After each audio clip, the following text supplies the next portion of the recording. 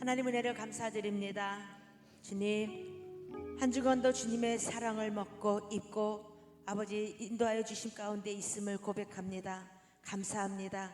모든 것이 주님의 그 끝없는 사랑이 저희들을 호흡할 수 있도록 또 주님께 반응할 수 있도록 도우심에 또한 감사드립니다. 아버지, 찬양 가운데 임하여 주실 주님의 그 크신 능력을 사모합니다. 찬양 가운데 임하여 주시어서 각자의 영혼 육의 연약한 부분들을 만지시고 강건케 하시고 새롭게 하는 놀라운 역사가 일어날 수 있도록 찬양 가운데 임하여 주시옵소서. 더욱더 주의 백성들 주님을 사랑하는 가슴으로 고백하기 원합니다. 오늘 이 예배를 허락하여 주신 정말 주님 감사드립니다. 주님 사랑합니다. 한 주간도 주님께서 부어주시는 오늘 이 예배 가운데 그 은혜를 입고 아버지 승리하는 우리가 될 수 있도록 이 예배를 축복하여 주시옵소서. 성령님 순서 도와주시고 아버지 하나님의 백성들의 모든 아버지 온몸으로 아버지께 드리는 이 반응하며 드리는 이 예배를 하나님께서 기뻐 받아 주시옵소서. 감사드렸고 이 모든 말씀 예수님의 이름으로 기도드렸습니다. 아멘.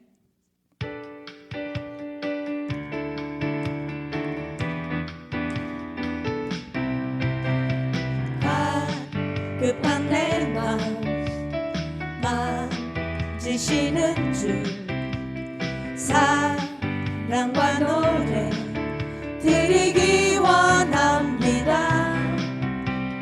주 사랑해요, 주 찬양해요. 높고 거룩한 주 날 만져주시니 이전과 같지 않으리. 주 사랑해요, 영원히 찬양해. 예수 신령과 진정으로 경배드려요. 주 사랑해요, 주 사랑해요, 영원히 찬양해. 예수 신령과 진정으로 매일 주님과 매일 주님과 함께 지내며 주의 부르심 주 마음 알기 원해. 내 모든 호흡 주께 속했네. 주의 부르심 주 마음 알기 원해. 내 생명 주께 속했네. 주 사랑해요,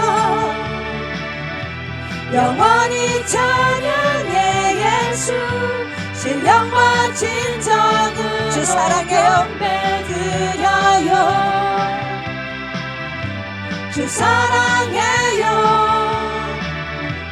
영원히 찬양해.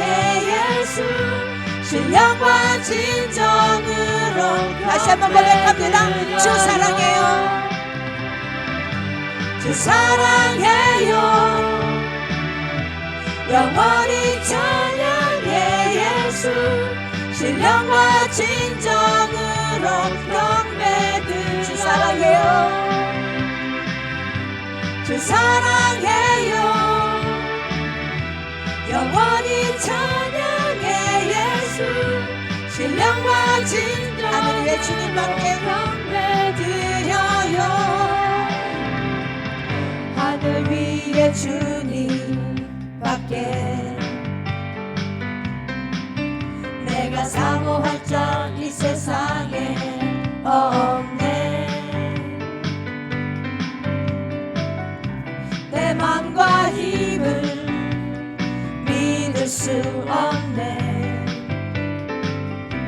오직 한 하늘 위에 가지 주님밖에 그 진리를 믿네. 하늘 위에 주님밖에 내가 사모할 자 이 세상에 없네. 내 맘과 힘은 믿을 수 없네. 오직 한 가지 그 진리를 믿네. 주는 나의 힘이요 주는 나의 힘이요 주는 나의 힘이요 영원히 주를 의지하리 주는 나의 힘이요 주는 나의 힘이요 주는 나의 힘이요 영원히 주를 우리를 주에서 구하시려 영원히 우리를 죄에서 구하시려 주 예수 십자가 지셨으니 기쁘게 부르세 할렐루야 나 우리를 주께서 구했으니 우리를 주께서 구했으니 이전에 행하던 악한 일과 추하고 더러운 모든 죄를 온전히 버려 찬송하세 찬송하세 찬송하세 주님 나를 구하셨네 찬송하세 찬송하세 주가 나 지금 죄에서 구하셨네 날 지금 죄에서 사함받아 거룩한 백성이 되었으니 이 육신 장막을 벗을 때도 겁날 것 우리가 이 없겠네 세상 떠날 때 우리가 이 세상 떠날 때에 예수의 손목을 굳게 잡고 영원히 즐거운 천국에서 주 함께 살겠네 아멘 찬송하세 찬송하세 주님 나를 구하셨네 찬송하세 찬송하세 찬송하세 주가 구원하셨네 찬송하세 찬송하세 주님 나를 구하셨네 찬송하세 찬송하세 주가 구원하셨네 찬송하세 찬송하세 주님 나를 구하셨네 찬송하세 찬송하세 주가 구원하셨네 이 세상 끝날까지 주님의 능력의 손을 놓지 않는 축복된 우리가 되기를 간절히 소망합니다. 아멘. 감사합니다. 하나님의 말씀을 읽고 찬양의 능력을 읽고 악한 세상에 빛을 들고 나가는 새벽별의 모든 성도들이 되기를 주님의 이름으로 축복합니다. 아멘.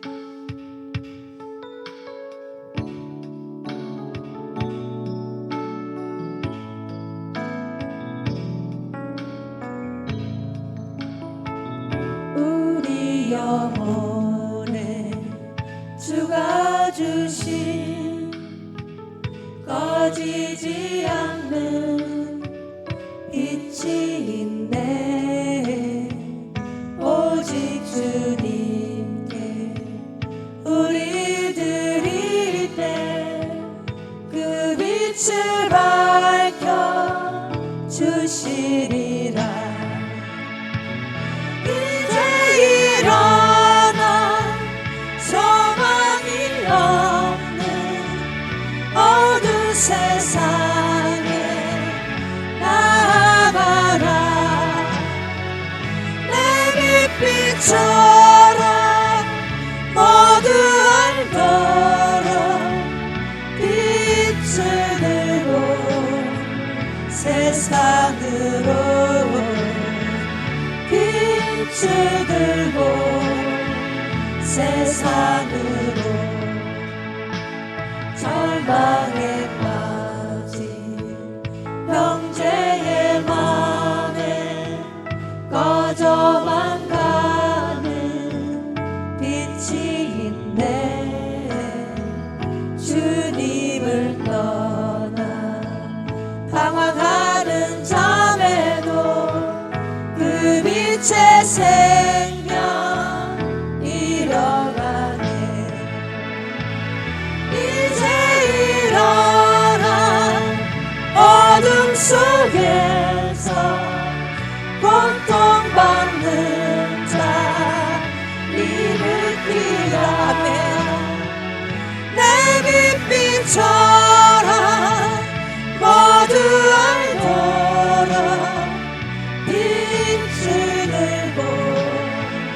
세상으로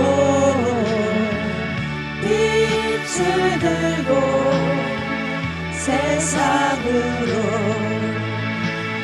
우리 맘속에 밝게 빛나는 주를 향한 사랑 빛이 있네. 그 빛 모아줄게. 기도드릴 때 응답하시리 신실하게. 아멘. 이제 일어나 소망이 없는 어두운 세상에 나아가라.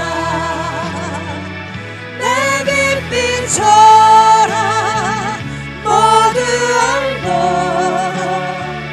빛을 들고 세상으로 빛을 들고 우리에겐 소원이 하나 있네. 세상으로 우리에게 소원이 하나 있네. 주님 다시 오실 그날까지 우리 가슴에 새긴 주의 십자가 사랑 나의 교회를 사랑케 하네. 주의 교회를 향한 우리 마음 희생과 포기와 가난과 고난 하물며 죽음조차 우릴 막을 수 없네. 우리 교회는 이 땅의 희망. 교회를 교회되게 예배 예배되게 우릴 사용하소서. 진정한 부흥의 날 오늘이 마도록 우릴 우리에겐 소원이 하나 있네. 우리에겐 소원이 하나 있네. 주님 다시 오실 그날까지 우리 가슴에 새긴 주의 십자가 사랑 나의 교회를 사랑케 하네. 주의 교회를 향한 우리 마음 희생과 포기와 가난과 고난 하물며 죽음조차 우릴 막을 수 없네. 우리 교회는 이 땅의 희망. 교회를 교회되게 예배 예배되게 우릴 사용하소서. 진정한 부흥의 날 오늘이 마도록 교회를 교회되게 우릴 사용하소서. 교회를 교회되게 예배 예배되게 우릴 사용하소서. 진정한 부흥의 날 오늘이 마도록 우릴 사용하소서.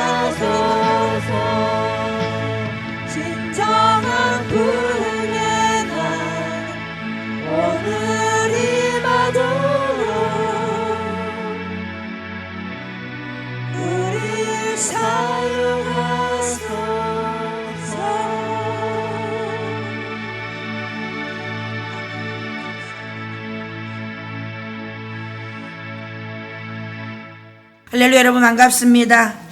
저희들은 또 오늘 이렇게 거룩한 성일에 마음을 거룩히 구별시키고 또한 저희들의 생각을 거룩히 구별시키고 저희들의 몸을 거룩히 구별시키고 이 자리에 있는 하나님의 성도들인 줄 믿습니다. 오늘도 저희들 하나님의 말씀을 대면하면서 우리가 한 주간 동안의 이 말씀의 능력으로 능히 우리의 모든 죄성들을 다 이기고도 승리할 수 있는 그런 말씀이 되기를 주님의 이름으로 축복합니다. 하나님의 말씀입니다.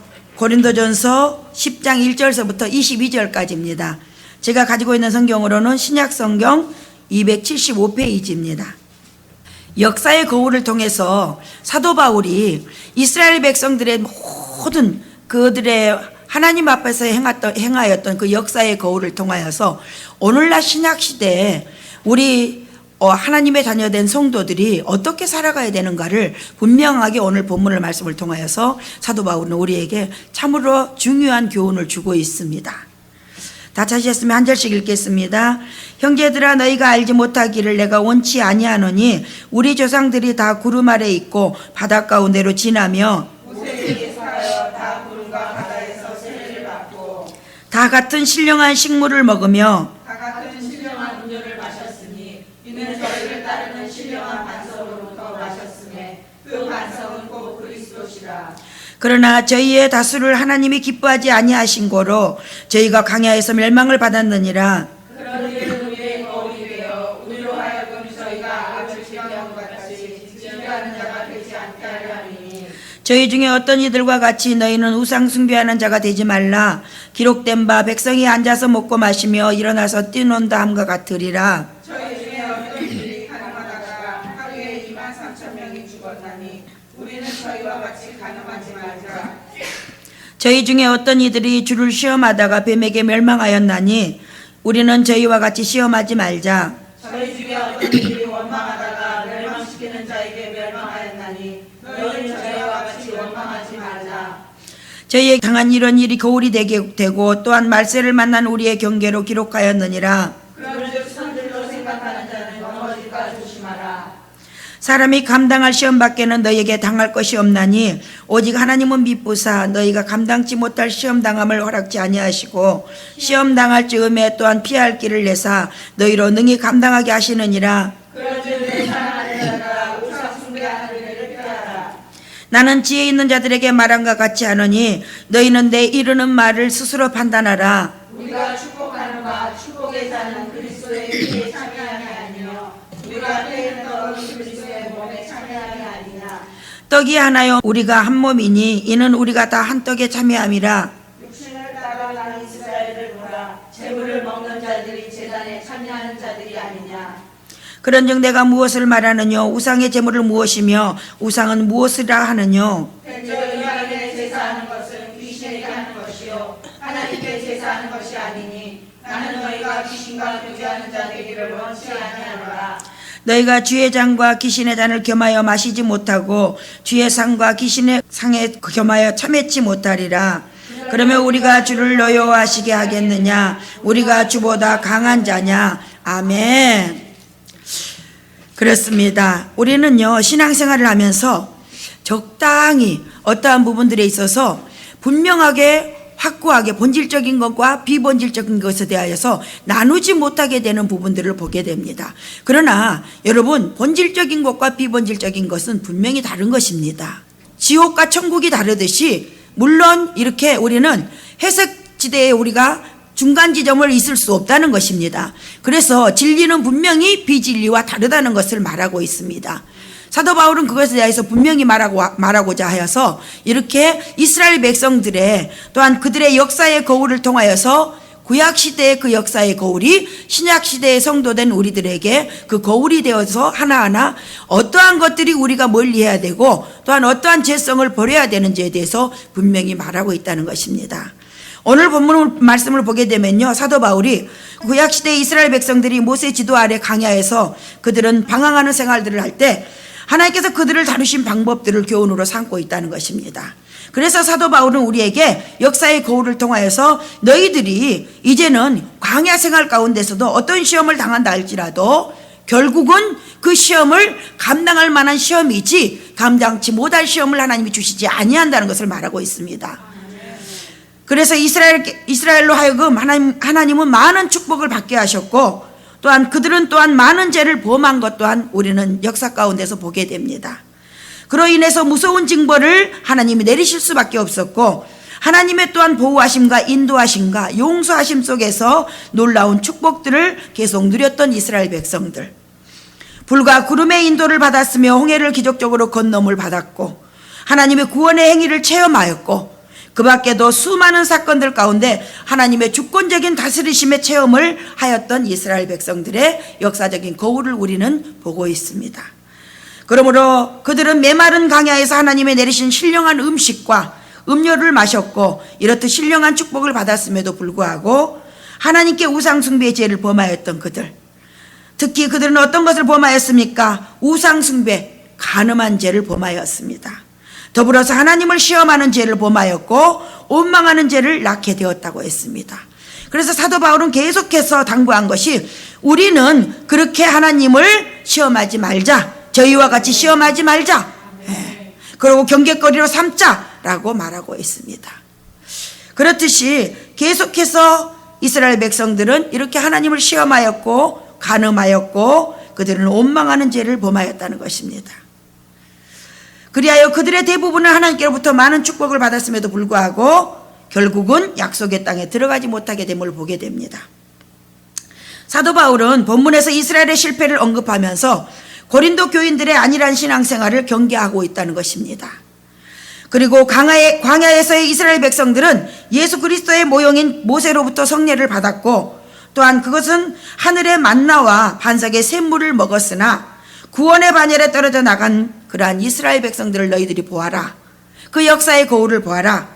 그리고 오늘날 신약시대의 성도된 너희들은 그럴 수 있다는 것 또한 너희들이 알아야 될 것이다. 왜냐?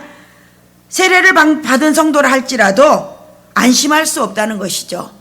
하나님에게서 떨어져 나갈 수 있는 죄를 범하고 그들은 하나님과 멀어질 수 있다는 것을 사도 바울은 경계거리로 삼게 하고 있습니다. 당시에 이교적 환경 아래에 있던 고린도 교회, 그러므로 인하여서 사도 바울은 이런 당부를 아니할 수가 없다는 것입니다. 기독교의 성례의식을 단지 그들은 어떻게 생각하였냐면은 이방인의 주술적인 개념으로 이해하고 있었다는 것입니다. 그래서 하나님을 알자, 하나님을 알되 정말 우리는 바르게 알아야 된다는 것입니다. 그들은 그러한 환경 속에 살았기 때문에 그것에 참여한 자는 마치 하나님의 구원과 축복을 자동적으로 얻는 것으로 착각하였습니다. 이런 기가 막힌 일이 있습니까? 이방인의 주술적인 개념, 그것으로 이해하고 그들은 또한 기독교의 성례의식을 이교도의 환경 아래에 있던 그들은 그것 역시도 구분하지 못하였다는 것입니다. 그러므로 인하여서 전적인 그들의 하나님 중심적인 그러한 삶이 못 되었다는 것을 보여주고 있습니다. 자, 이런 부분에서 우리나라 대한민국이 바로 이러한 환경 속에 있었습니다. 그렇기 때문에 참으로 복음을 받아들이고 주님을 영접하고 하나님을 믿고 그렇게 하나님의 자녀가 된 성도들이라 할지라도 미신적인 부분들을 많이 간직하고 있어서 그러한 모든적인 그 주술적인 부분들에 대하여서도 버리지 못한 성도들의 안타까운 부분들을 우리는 보게 됩니다. 참으로 이스라엘 백성들도 고린도 교인들도 이러한 안타까운 모습을 보여주고 있었다는 거예요. 그래서 이스라엘 백성들 또한 끊임없이 하나님이 당신을 직접 그들에게 보여주셨음에도 불구하고 그들은 계속해서 하나님을 멀리하는 그러한 죄악을 범하였다는 것입니다. 그것이 곧 우상이요 우상을 섬기는 것이었습니다. 그들은 이런 환경 속에서 고린도 교인들은 자동적으로 그들은 복음적으로 하나님 안에서 참으로 하나님이 주시는 것들에 대한 것들을 얻을 수 있을 것이라고 생각했다는 것입니다. 이것은 크나큰 착각이었습니다.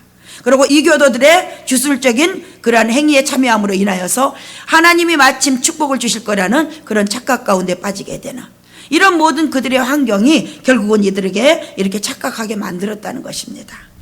여러분, 이에 대하여 바울은 이스라엘 백성들의 실패의 역사가 기록된 것은 종말을 살고 있는 성도들을 경고하기 위함이라 라고 말하고 있습니다. 그것은 곧 역사의 거울을 너희들이 바로 알아야 될 것이다. 그래서 그것을 거울 삼아서 성도된 너희들은 종말을 살고 있는 너희들은 경계거리로 삼아야 될 것이라는 것입니다. 즉 구약에 나타난 모든 사람은 모두가 모형으로서 우리를 교훈하고 있다는 것을 알아야 된다는 것입니다. 그것은 오늘날 성도들 또한 근신하여 깨어있지 않게 된다면 우상숭배의 제약에 빠지게 되기 때문에 그런다는 것입니다. 결과적으로 구약의 인물들처럼 하나님의 심판을 받게 될 것임을 삼가 유의해야 될 것을 신약의 성도들에게 말하고 있는 사도 바울. 그러므로 사도 바울은 교훈의 메시지를 우상의 제물과 관련하여서 전달하고자 한 것입니다. 그것은 무엇이냐면요, 고린도 교인들이 결코 자만해서는 안 된다는 것입니다. 지식을 자랑하는 고린도 교인들은 그리스도를 섬기는 데 있어서 완전히 서 있다고 자랑하나 그들은 그렇게 자부하고 있으나 그러나 넘어지지 않도록 조심하라 말하고 있습니다. 너희들이 완전히 서 있는 줄로 착각하지 말아라. 자부하지 말아라. 너희들은 완전히 서 있는 자라고 착각하고 자부할 때 제가 너희들을 넘어뜨릴 수 있다는 것을 말하고 있다는 것입니다. 그러므로 사도 바울은 교만하지 아니하고 겸손할 것을, 겸허할 것을 당부하고 있다는 것입니다. 만일에 누구든지 이 같은 교만을 버리지 못하면 광야에서 넘어져 이스라엘 백성들과 같이 될 것이다 라고 분명히 말합니다. 사도 바울은 심판의 메시지와 아울러서 위로의 메시지까지도 함께 베풀고 있다는 것입니다. 그것은요, 믿음의 경주를 하는 고린도 교인들에게 있어서 많은 시험과 유혹이 있을 것이다. 그렇지만 그것은 능히 감당할 만한 일이라 그렇게 말하고 있습니다. 예, 힘을 주고 있는 것이죠. 왜냐하면 하나님께서는 신실하사 시험당할 자에게 반드시 피할 길도 예비해 주셨다는 것입니다. 다시 말해서 사랑하는 성도로 하여금 시험을 이기고 하나님의 사람으로 굳건히 설 수 있도록 하나님께서는 붙들어 주신다는 것입니다. 그러므로 성도는 자신의 지식을 따라 행동함으로써 시험에 빠지지 말고 하나님을 순종하라는 것입니다. 자기의 지식을 믿지 말라는 것입니다. 그것에 의하여서 행동도 하지 말라는 것입니다. 그렇게 하게 되면 시험에 빠지기 쉽다는 것이죠. 그러므로 하나님을 순종하고 신뢰함으로 시험에 능동적으로 대처해 나가야 된다는 것을 당부하고 있습니다. 여기서 잠깐 보게 되면요, 구약은 신약의 모형임을 말하고 있습니다. 또한 사도 바울은 반석에서 물을 내는 모세의 이야기를 끌어내어서 신약의 주를 만찬과 연관시키고 있다는 것입니다. 그것은 무엇입니까? 바울은 출애굽 당시에 이스라엘 백성들이 반석에서 난 물을 마셨던 것은 성례적인 예표를 의미하고 있다고 그것을 말하고 있습니다. 그러므로 영적 이스라엘인 오늘날의 신약의 성도들인 우리들은 그리스도로부터 신령한 은혜를 공급받는 것을 예표하고 있다는 것입니다. 참으로 역사의 거울을 통하여서 사도 바울은 우리에게 이렇게 하나하나 우리가 신약의 성도들이 어떻게 살아가야 될 것인가, 또 영적인 이스라엘 백성들인 오늘날의 신약의 성도들이 어떻게 그리스도로부터 신령한 은혜를 공급받는가에 대해서 예표해 주고 있습니다. 우리는 구약에 나타난 이스라엘의 역사를 읽을 때 구약적 사실을, 또한 이러한 역사적 사실들을요, 신약의 눈으로 바라봐야 된다는 것입니다. 아멘. 그리고 그러한 사건들 속에서 하나님의 뜻과 섭리와 그리고 역사가 주는 교훈들을 발견할 수 있어야 될 것입니다. 아멘. 우리 새벽별의 하나님의 성도들이 바로 이런 모든 것들을, 하나님의 뜻과 섭리, 하나님의 역사가 주는 교훈들을 발견할 수 있기를 주님의 이름으로 축복합니다. 또한 더 나아가서 구약의 사건들은 장차 실현될 신약의 사건들의 모형으로 해석할 수 있다는 것입니다. 그것은요, 신약의 사도 바울은 물론이거니와 또한 베드로와 또한 요한도 이러한 맥락에서 같은 시각으로 구약과 신약과의 관계를 바라보았다는 것입니다.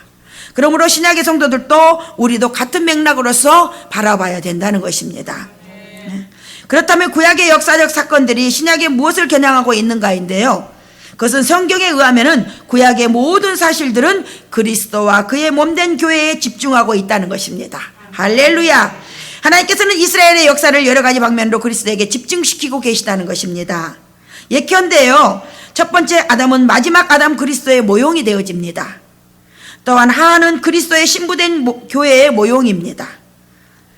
광야에 만나는 생명의 떡이신 그리스도의 모형이요, 생수는 성령의 모형으로서 신약의 모형으로 나타나는 구약의 인물이나 또한 사건들은 수없이 많으며 그러므로 인하여서 우리는 구약에 나타난 역사적 사건들이 신약의 그리스도인들을 목표로 하고 있음을 인식해야 된다는 것입니다. 아멘. 성경을 대해야 될 것은 우리는 이 모든 부분들이 구약과 나뉘어질 수 없다는 것입니다. 그러므로 우리는 이러한 부분에 있어서 우리의 삶 자체로 전체적인 것에서 있어서도 성경을 대해서 같은 마음으로 이렇게 성경에 대하여서 대해야 될 것입니다. 그리고 역사적인 거울은 곧 오늘날 신약 성도들에게 엄청난 교훈을 주고 있다는 것 또한 우리는 성경을 통하여서 깨달아 알아야 될 것입니다. 오직 그리스도를 중심으로 펼쳐야 하는, 그러므로 인하여서 우리의 삶 자체가 그리스도 중심적인 삶을 살아야 되는 것을 말하고 있습니다. 신약의 성도들은요, 구약의 역사를 보게 되면서 신약의 성도들은 우리가 어떻게 구약의 말씀을 받아들이느냐, 이게 매우 중요하다는 것을 우리에게 깨우쳐 주고 있습니다. 영적으로 매우 중요하다는 것 또한 우리는 잊지 말아야 될 것입니다. 그리고 하나님께서 친히 베푸신 축복의 은총을 받은 선민이라 할지라도요, 그러나 우상 숭배의 유혹 앞에서는 안전하지 못하다는 사실을 분명하게 이스라엘 역사를 통해서 증명되었듯이 고린도 교인들이 처한 상황 속에서도 우상 숭배가 구체적으로 그들에게 어떤 의미를 갖는가를 보여주고 있다는 것입니다. 고린도가 우상의 도시였던 만큼 불신자는 물론 신자들조차도 우상에 대하여 심각하게 생각하지 않는 그러한 가능성이 다분히 그 환경적으로 그 상황 가운데 있었다는 것입니다. 실제 고린도 교회 내에는 아무런 의식 없이 우상의 제물을 먹는 자들도 다수로 있었습니다. 그렇기 때문에 단순히 그것을 먹는 행위로 넘어서서 이방의 신전에 출입하는 그러한 행위까지도 범하게 됩니다. 그것뿐입니까? 그 식탁에 동참하는 자들까지도 있었다는 것입니다. 그러므로 고린도의 지식 있는 자들은 누구보다도 이러한 상황들을 잘 간파하고 있었으며 그들 나름대로 대책도 제시하고 있었습니다. 그런 그들은 상황에 잘 적응하여 적절히 살아가는 방법을 알고는 있었지만은, 그러나 바울은 이렇게 말합니다. 본문을 통하여서 그들이 쉽게 간과하고 있는 진리의 핵심을 찌르고 있다는 것입니다. 그것이 무엇이냐면 그들의 자랑거리가 일순간에 무너질 수도 있다는 것입니다. 너희들은 그러한 상황 가운데, 그런 환경 가운데 너희들이 처해 있다는 것이죠. 너희들이 지금 무엇을 하고 있느냐? 우상에 대하여 심각하게 생각하지 않고 있다. 그것을 찌르고 있는 거예요. 너희들이 지식이 있다고는 하나, 그러나 너희들이 지금 무엇을 하고 있느냐? 아무런 의식도 없이 우상의 제물을 먹는 자들과 함께 하고 있다는 것이죠. 그러므로 그들의 식탁에 함께 동참하는 자들이 너희들이다. 그것은 진리를 안다고 하면서 사단과 연합하는 자가 된다는 것을 분명히 단호하게 찌른 것입니다. 그들이 자랑하는 지식이 무슨 소용이 있겠느냐라는 것이죠. 아무 소용이 없는 것입니다. 그들이 자랑하는 지식이 무슨 소용이 있겠습니까? 이들이 이러한 상태에 있는 것을요. 사도 바울은 이스라엘을 예를 들어서 제물을 먹는 자와 제단과의 일체관계를 말하고 있습니다. 주의 만찬은 성도가 축복의 잔과 떡을 나누는 의식이 그리스도와 일체가 되는 동시에 성도끼리도 일체가 되어서 그리스도의 몸된 교회를 형성하게 된다라고 분명히 합니다. 여러분, 그렇습니다. 이렇게 바르게 교훈을 받지 못하게 되면은요, 사람들은요, 자기의 소견에 오른 대로 끊임없이 무엇인가를 찾아 헤매게 돼 있습니다. 그리고 또한 헛된 곳에 자기의 관심과 자기의 마음을 집중시킬 때가 많은 것이 인간이라는 것입니다. 사도 바울은 그런 모든 부분들을 충분히 인간들에 대한 것을 깨달아 알고 인간들을 파악하고 있었기 때문에 바울은 만찬의 의미를 역설하고 있다는 것입니다. 그러므로 우상의 제물을 먹는 행위가 궁극적으로 어떤 결과를 가져오는가를, 그 문제를 다루고 있다는 것입니다. 우상의 제물을 먹는 행위가 우상 숭배와 문제가 어떻게 직결되는가를 논하고 있는 사도 바울, 그것은 지식 있는 고린도인들이 그들의 견해, 그것은 우상은 아무것도 아니다라고 그렇게 그들의 견해는 이렇게 생각하고 있었다는 것입니다. 그러니 바울은 그 배후의 악기가 존재하고 있는 것에 대하여서 그들이 미처 알지 못하는 부분들에 대한 얼마나 안타까운 마음이 있었겠느냐인 것입니다. 그렇습니다. 우상과 또한 그 우상에게 바쳤던 음식을 또 같이 먹고 그곳에 드나들고 식탁을 함께하여 그들과 같이 대화를 나누고 이 모든 것들이 하나님 보시기에 얼마나 가증한 것입니까?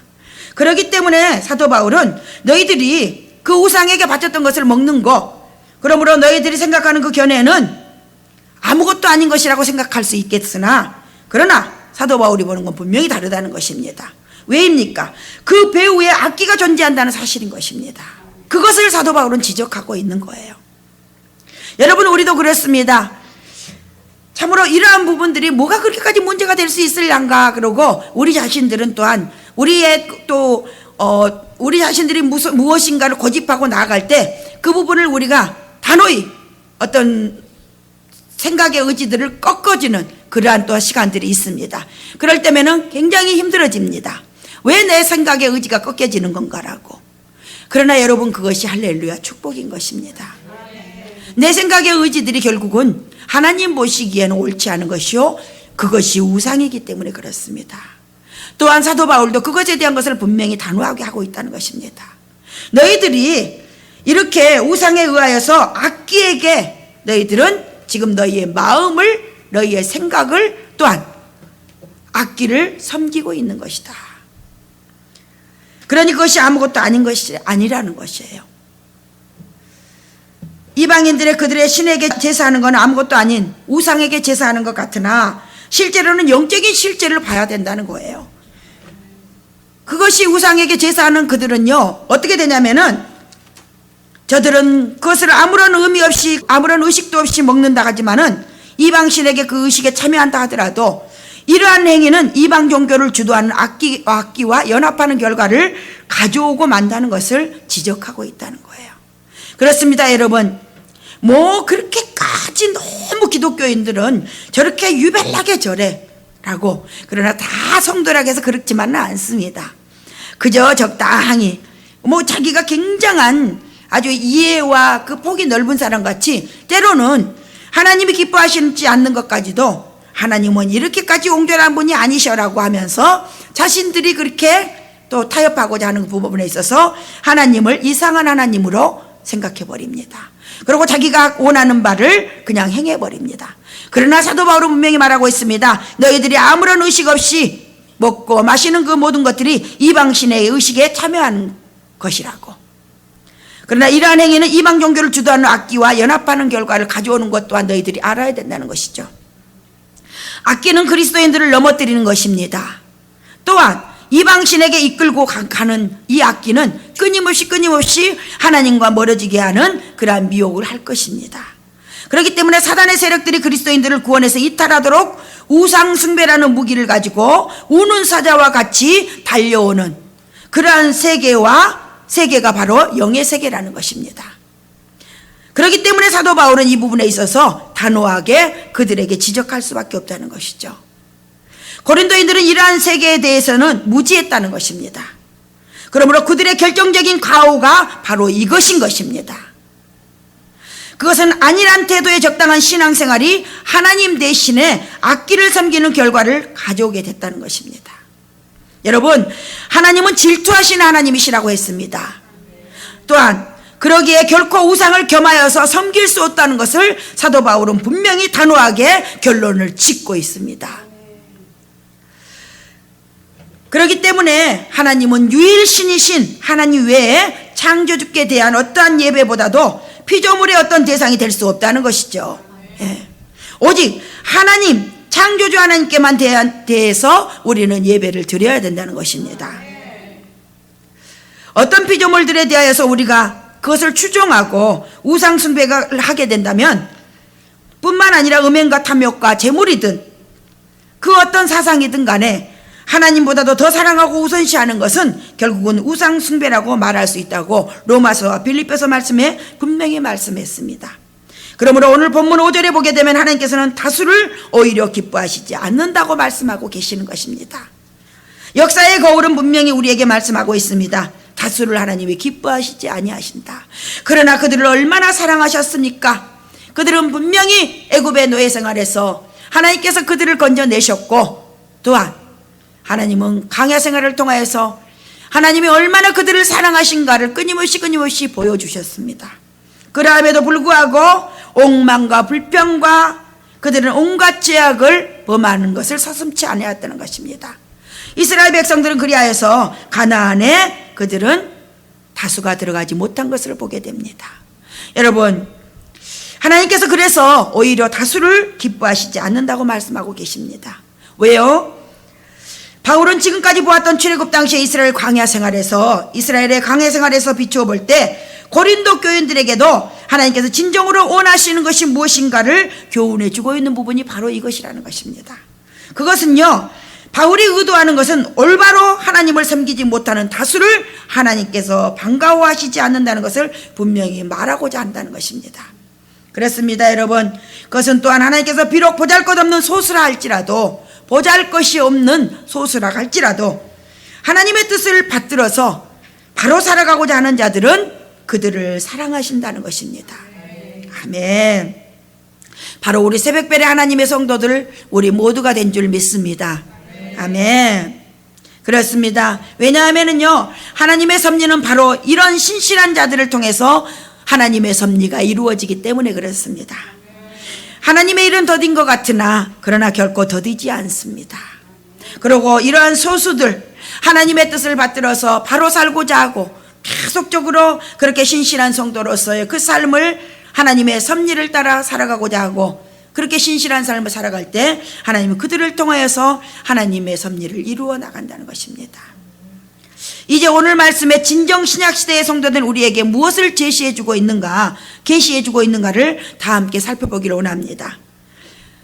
역사의 거울인 우리에게 무엇을 보게 해주시냐면은 첫 번째로 하나님께서는 다수를 기뻐하시지 않는다는 것이죠. 우리는 역사의 거울을 통하여서 분명히 깨닫게 됩니다. 하나님께서는 고통과 질고 중에 있는 이스라엘 백성들을 애굽의 노예 생활에서 해방시키셨습니다. 그것뿐입니까? 이제 남은 것은 광야를 건너서 하나님께서 약속하신 가나안 땅을 향하여서 가는 일만 남아 있었습니다. 축복의 땅입니다. 그런데 이게 어찌된 일입니까? 너무도 많은 사람들이 광야에서 시험을 견디지 못하고 그만 하나님께 죄를 짓고 말았다는 것입니다.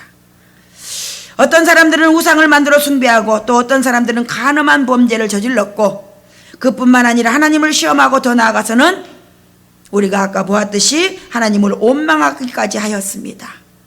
그들이 비록 출애굽하는 은총을 입은 사람들이라 할지라도 참으로 하나님께서는 적은 시련과 고통을 견디지 못하고 불신앙의 태도를 보이는 그런 자들에게 이들을 징벌하실 수밖에 없으셨던 하나님을 보게 됩니다. 이렇게 쉽게 넘어지는 다수를 기뻐하시지 아니하시는 하나님을 봅니다. 그들이 아무리 많은 다수라 할지라도 하나님은 기뻐하시지 않는다는 것입니다. 그렇기 때문에 현재의 작은 시험도 견디지 못하고 하나님을 끝까지 따르지 않았던 그들의 다수의 그 신앙생활을 통하여서 참으로 우리들은 신약시대의 성도들은 어떻게 살아가야 되겠는가를 분명히 깨우침을 얻게 됩니다. 여러분, 온전히 하나님께서 말씀하신 그 뜻을 따라서 살아가고자 하는 것은 참으로 어렵긴 합니다. 그리고 우리 앞에는 많은 시험들이 작고 큰 시험들이 오게 되어져 있습니다. 그런다 할지라도 우리는 참으로 어떠한 상의 시험 가운데서도 믿음이 흔들리지 않아야 될 것입니다. 더욱더 그 시험 가운데 믿음을 굳건히 하고 신실하신 하나님만을 바라보고 오직 더욱더 하나님을 의지하고 나아갈 때 분명히 하나님께서는 그 시험을 통과하는 과정 가운데 더욱더 성숙한 신앙인으로 나를 성장시켜 주실 것이라는 것입니다. 또한 하나님께서 모두 피할 길도 하나님 예비해 두셨고 또한 그것을 통하여서 하나님이 하나님 되심을 하나님 또 기뻐 영광 받으신다는 것입니다.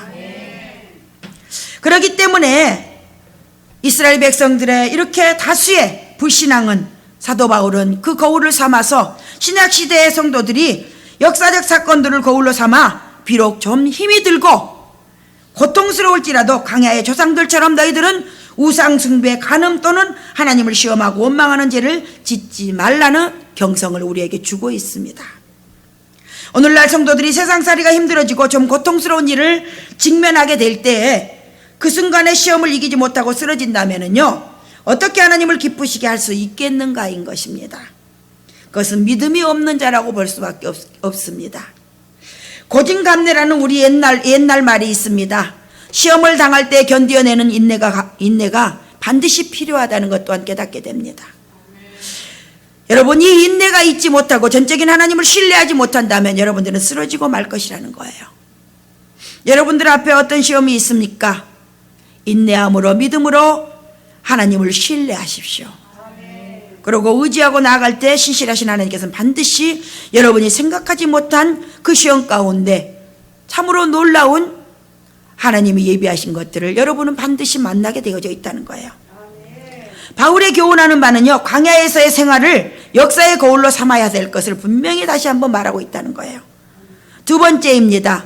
역사의 거울을 통하여서 선줄로 생각하는 사람들을 넘어지지 않도록 조심하라는 것을 깨닫게 해줍니다.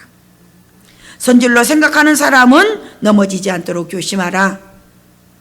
시험은 어떤 자에게 오는 것을 보게 되면요, 때에 따라서는 나약한 자들에게 시험이 오기도 하지만, 그러나 오늘 본문을 통해서 보게 되면 오히려 그보다 자신을 스스로 강하다고 자부하는 자들, 자고하는 교만한 자들에게 시험이 닥쳐올 것이다 라고 말하고 있습니다.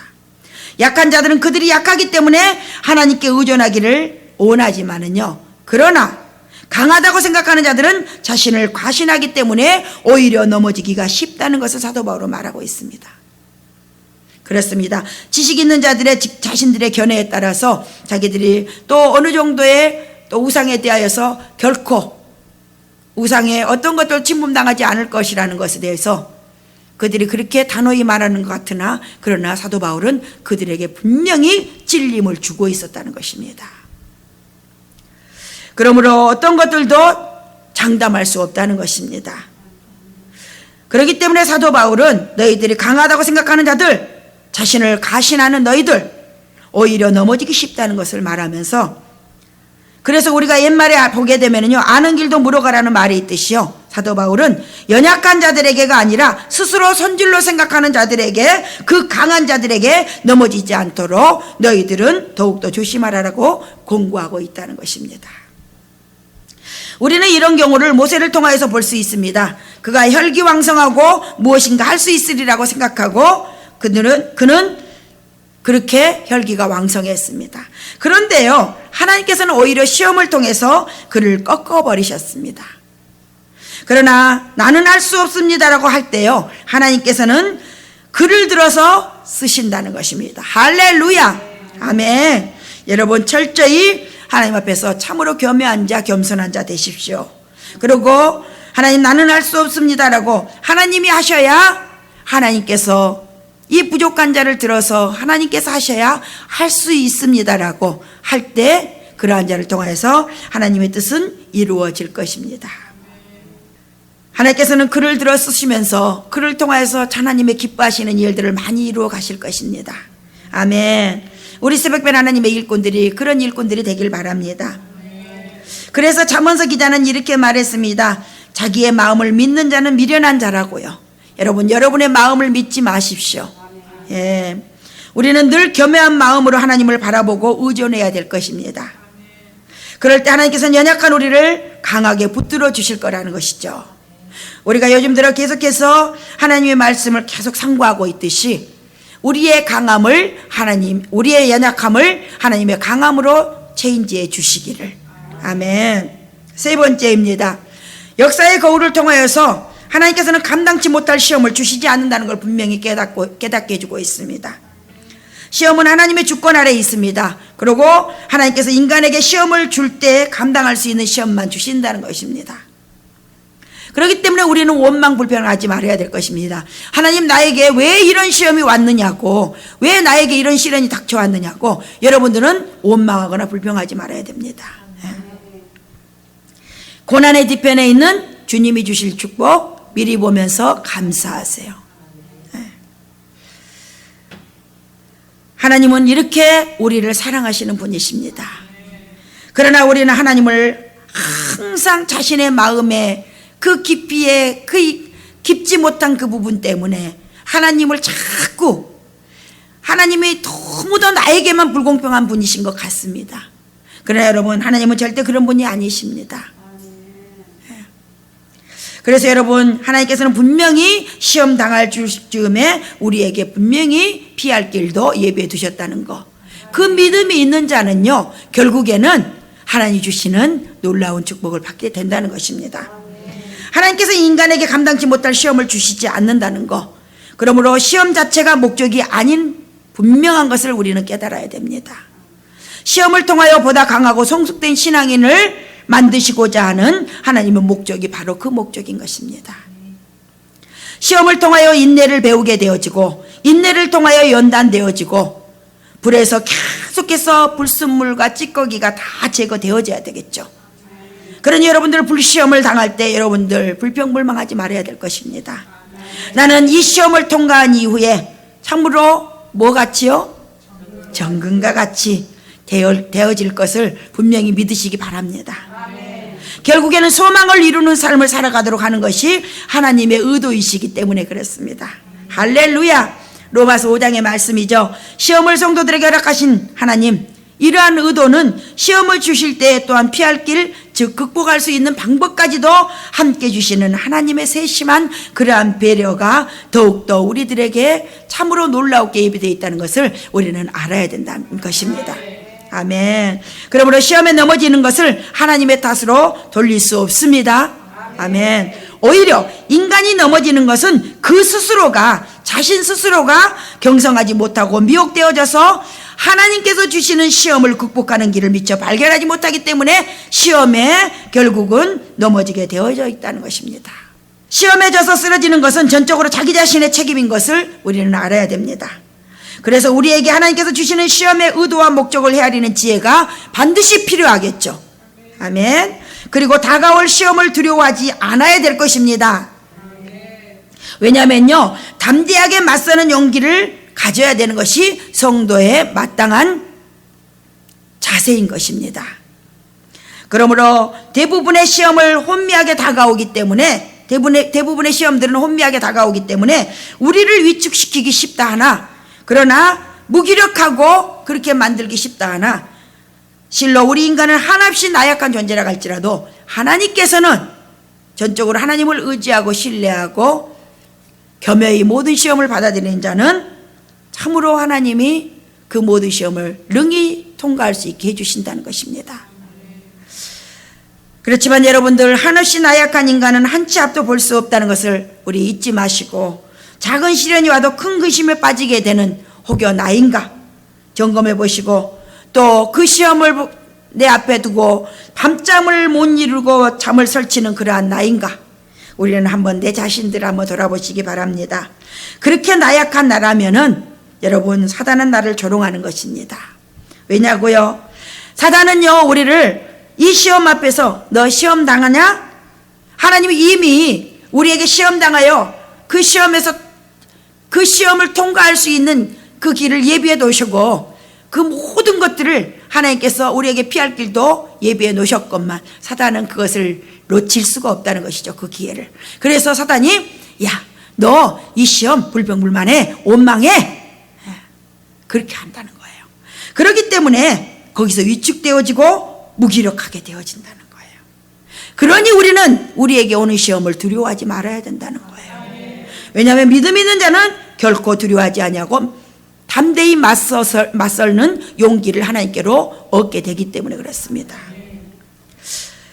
자, 작은 시험이든 큰 시험이든지 간에 밤잠을 못 이루고 작은 시험 앞에서도 여러분들이 그렇게 전전긍긍하고 그렇게 잠을 설치고 그렇게 그런 다음에 여러분, 이 시간에 다시 한번 여러분들을 참으로 이제는 더 이상은 그 연약한 자의 믿음이 여동치는 그런 자에 되지 않기를 여러분 자신들이 다시 한번 말씀을 통하여서 여러분을 굳건히 믿음 위에 세우게 되는 그런 여러분이 되시길 바랍니다. 네.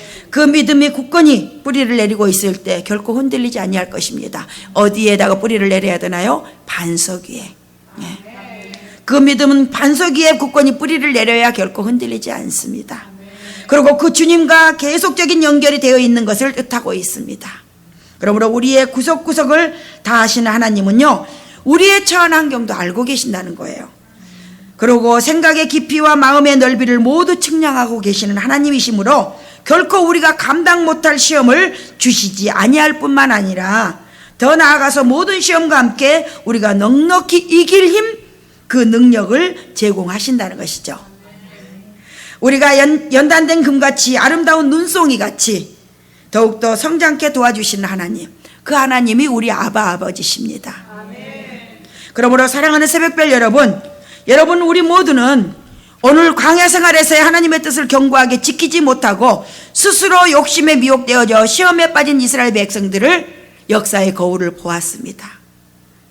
사도 바울이 역사의 거울을 통하여서 우리에게 깨우쳐 주고자 하는 신약시대의 성도들에게 분명한 영적인 깨우침을 주는 것이 바로 이 부분인 것입니다.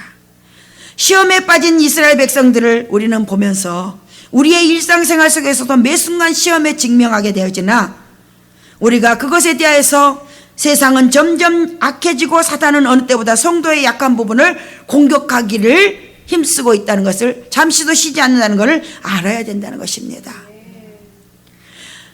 그리고 또한 그것뿐입니까? 이렇게 공격하면서 사단은 하나님과 떨어지게 하려는 목적을 가지고 있다는 것입니다.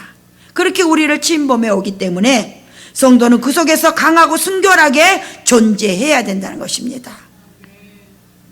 세상이 악할수록 우리는 악의 시험을 통해 자신을 더 견고히 다듬어 나가야 될 것입니다. 그러나 만약 우리가 스스로 선줄 알고 자고한다면 도리어 넘어질 수 있을 것입니다. 그러므로 항상 나 자신을 돌아보는 경각심을 가지고 우리들은 시험에 넘어지지 않도록 깨어 있어야 될 것입니다. 왜 나만 겪는 고난이냐고 불평하지 마세요. 고난의 뒷편에 있는 주님이 주실 축복 미리 보면서 감사하세요. 진짜 이 찬양에 있어서 우리는요, 그 찬양을 바로 떠올린다면 승리할 수 있을 것 같습니다. 예. 여러분들이 찬양이 없기 때문에 여러분들의 생각으로 무엇인가를 이겨내려고 하기 때문에 찬양은 곧 무엇입니까? 하나님의 전적인 사랑을 표현하고 있습니다. 또 그것은 무엇입니까? 나의 고백인 것입니다. 네.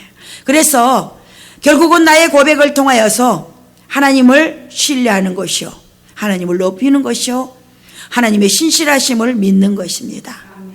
그래서 여러분들 고난의 뒤편에 있는 주님이 주실 축복 미리 보면서 감사하세요.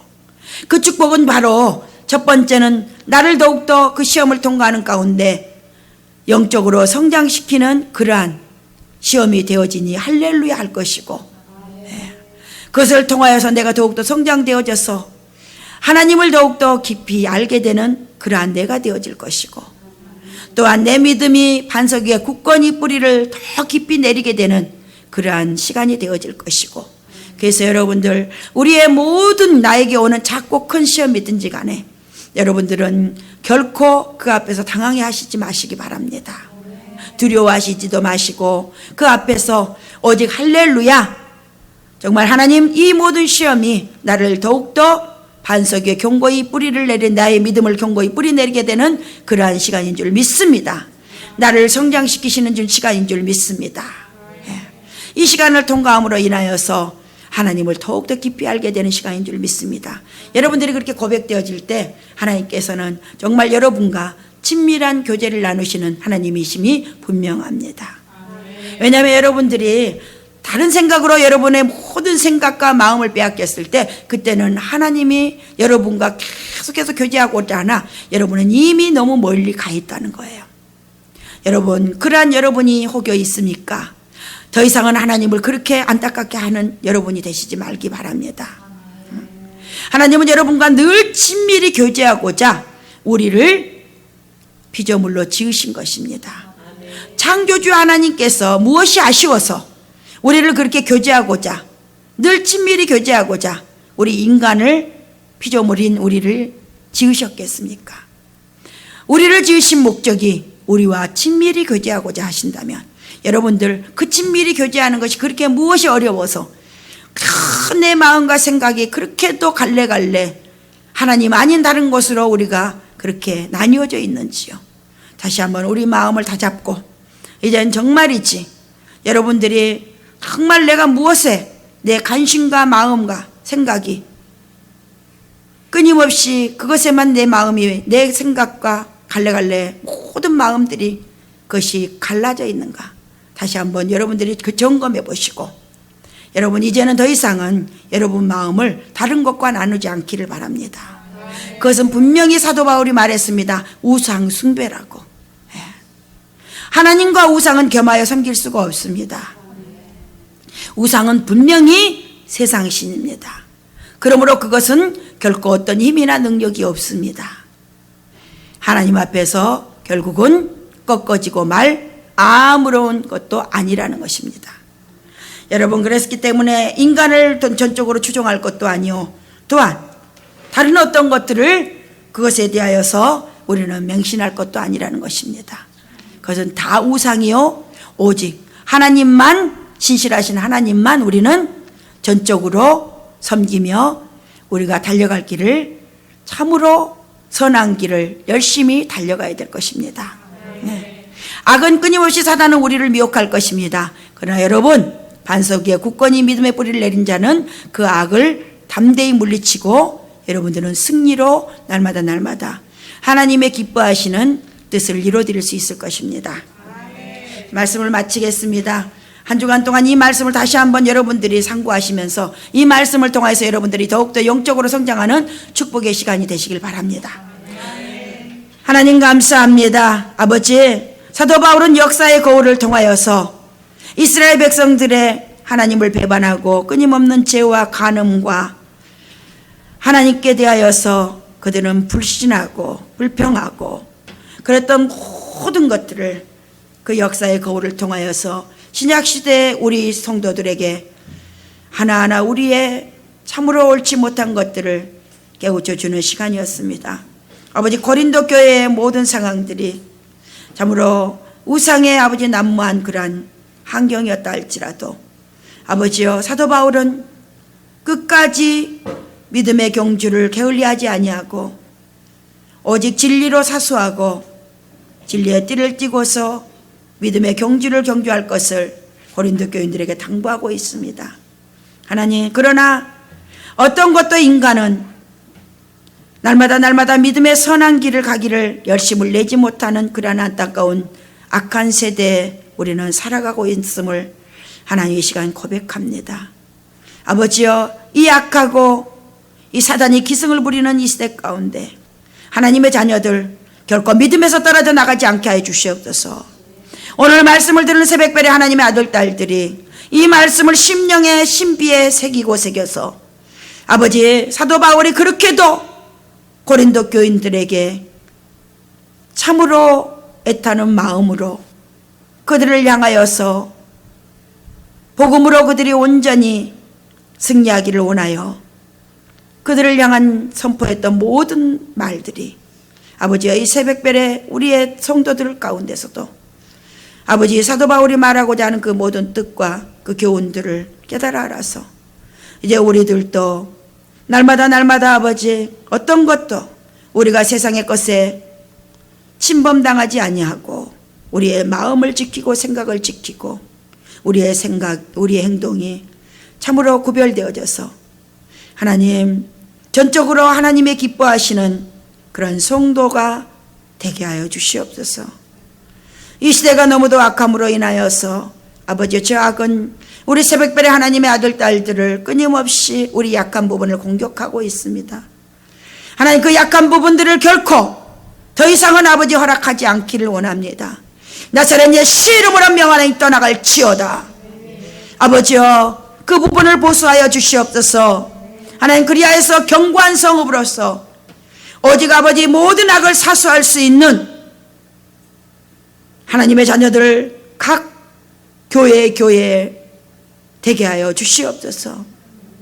아버지 결코 하나님께서 다시 보수해 주신 곳에 저 사단이 침범하지 못하도록 작은 구멍 하나라도 하나님 잊지 않게 해 주시옵시고 아버지 이제는 오늘 말씀을 통하여서 더욱더 무장된 군사로서의 새벽별의 하나님의 아들 딸들이 한 주간에도 또한 주님이 오시는 그날까지도 우리가 참으로 어떤 삶을 살아야 되는지를 잊지 아니하고 오직 하나님 중심적인 삶으로서의 성도가 성도되는 삶을 단 한순간에도 잊지 않게 하여 주시옵소서. 구별된 삶, 거룩한 삶을 힘써 더욱더 하나님께 영광 돌리고 주께 칭찬받게 되는 우리 모두 되게 하여 주시옵소서. 오늘도 말씀으로 오신 하나님께 모든 영광 올려드리며 감사드리며 예수님의 이름으로 기도드렸습니다. 아멘.